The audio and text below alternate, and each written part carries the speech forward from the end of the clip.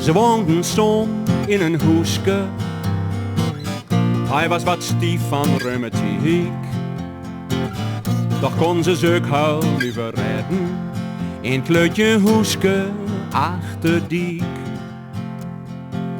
De kinderen waren al lang de deur uit.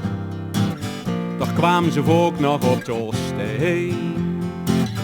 En meestal hadden ze het over vrouwen. En wisten ze allemaal waren zij.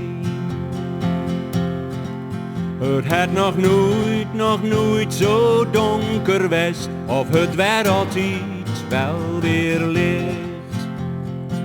6 onder en een olle zegen. Een schwientje op tok en kaamke land. En 2 maal ook zeem over het loontje. En din huil op hoe onbidant.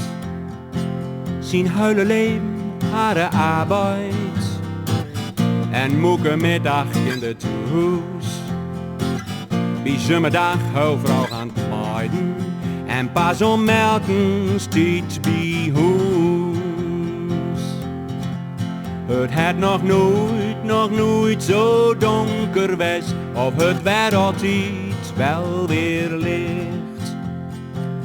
Toen op een zondag in december kreeg opa het zomaar zo benauwd.